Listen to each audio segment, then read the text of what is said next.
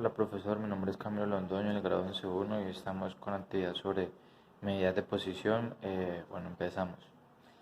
¿Qué son medidas de posición? Medidas de posición son medidas que permiten dividir el conjunto de datos de las personas en las partes porcentuales que desees. Esto se da siempre y cuando estén ordenados los datos de menor a mayor. Dentro de dichas medidas están estructurados principalmente por cuartiles, simbolizados por las letras subíndice Q y K. Y los cuartiles son valores de la variable que dividen un conjunto ordenado en cuatro partes iguales. Bueno, aquí como podemos un pequeño esquema donde podemos diferenciar los cuartiles, cuartil 1, 2 y 3. Por eso tres cuartiles dividen en cuatro partes el conjunto de datos. Cada cuartil le responde al 25%, como podemos ver cuartil 1, 25, cuartil 2, 50 y cuartil 3, 75. Como podemos ver acá tenemos una pequeña expresión donde ella nos va a indicar la posición de cada cuartil en la tabla. Esta expresión queda como K multiplicado por N sobre 4. Como podemos observar aquí tenemos la fórmula ya. Esta es la manera en la que vamos a resumir y encontrar los cuartiles. Bueno, y entonces acá nos podemos dar cuenta que principalmente tenemos a LI, el límite inferior del intervalo donde se encuentra Q y K.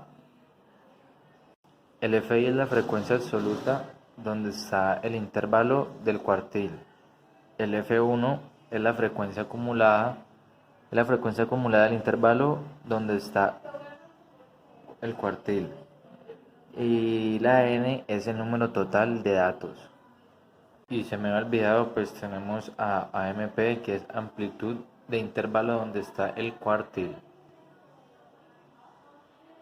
En otra medida de posición podemos encontrar a los deciles, simbolizado como D y K. Los deciles son son variables que dividen un conjunto ordenado de datos en 10 partes iguales. La diferencia de los cuartiles y los deciles es que se diferencia en 10 partes iguales. En este pequeño esquema podemos ver cómo se representa cada uno de los deciles. En total son 9 y aquí podemos ver su representación gráfica. El decil corresponde a un 10% del total de datos. Tampoco podemos confundirnos con 10 deciles, solamente son 9 en total.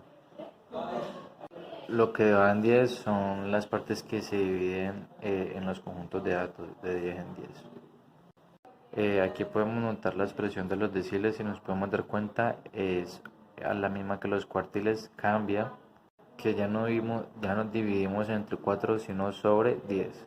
Y aquí tenemos la fórmula que es de hecho la misma que se utiliza para los cuartiles. Lo único que cambia es esto que podemos ver aquí, que es el número de la estructura. En lugar de 4 en la fórmula ya es 10. Y finalmente llegamos a la parte de los percentiles. Aquí como podemos ver los percentiles están simbolizados con la P y la K. Son la variable que divide un conjunto ordenado de datos en 100 partes iguales. Aquí en el esquema podemos darnos cuenta que son 99 percentiles. Estos percentiles dividen en 100 partes iguales a todo este conjunto de datos.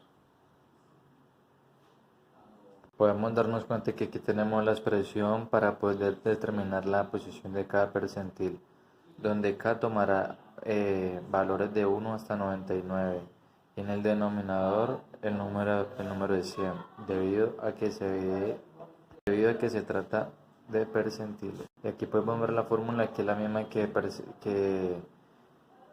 decil, la misma medida que decil y cuartil.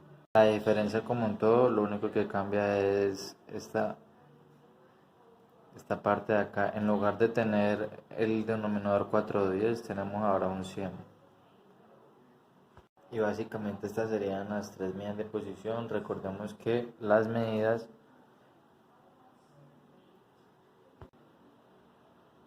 y esto sería todo sobre la exposición sobre las medidas de medición.